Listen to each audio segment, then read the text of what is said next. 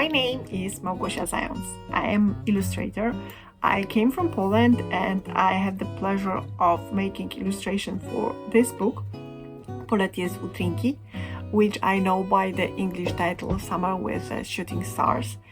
And I would like to tell you a few things about my job, which, by the way, I really love. Currently, I live in Krakow and I like my city very much, but I also like traveling, and I had the opportunity to visit Slovenia for a few days, and what I saw I really liked. And I know that Ljubljana and Krakow have more in common than you think.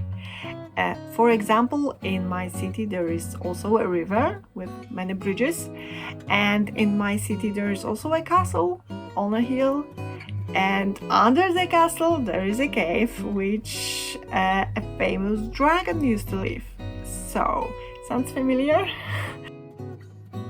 Some people think that the illustrator does nothing else but draw all day, and this is unfortunately not true. But there are days like this, and I'm really happy when they happen because I love to draw and paint and do other artistic things with my hands, and I have done this since I can remember. Honestly, I don't remember myself without crayons. And currently I mostly use gouache, acrylic and color pencil and scraps of paper in my work, but I still like working with the crayons, and sometimes I use children crayons similar to those from my childhood. And all of this is because I like unexpected tool marks.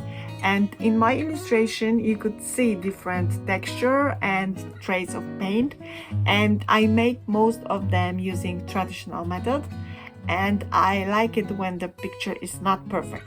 I don't always use a brush. Sometimes it could be a stick or a sponge or even an old t-shirt, because everything can be useful for making marks. For me, an imperfect illustration it's more honest and more true, but what the illustration looks like in the end, it's always depend on the text I'm working on. And I very often work with the foreign authors from the different part of the world, and although I would love to meet each of them in person, it's often impossible. So that's why I learned to communicate with them through the stories that they tell me in the book. If the stories touch something inside me, that I know from the beginning that our cooperation will be good. So before I start working on sketches for a book, I first need to see the character in my head. If I cannot see them in my imagination, I cannot draw them. And sometimes it's easier and sometimes it's more difficult, but I've never had the situation that where I didn't know how to draw someone or something, some character for the book. In this particular book, when I read the story written by Cvetka, I laugh out loud a lot, and I love those characters from the very beginning. And when I made the first sketches and I sent them to the editor and writer, they both said, "Yeah, you've got it." And I was very happy and I could start working. So right away I know that how the rabbit should look like, and I know that I would have to draw a lot of them, and I think more than 40 rabbits, and all of them in different poses and shapes and with different kind of accessories. And it was time consuming, yes, but it's also it was fun, really, and I love this guy.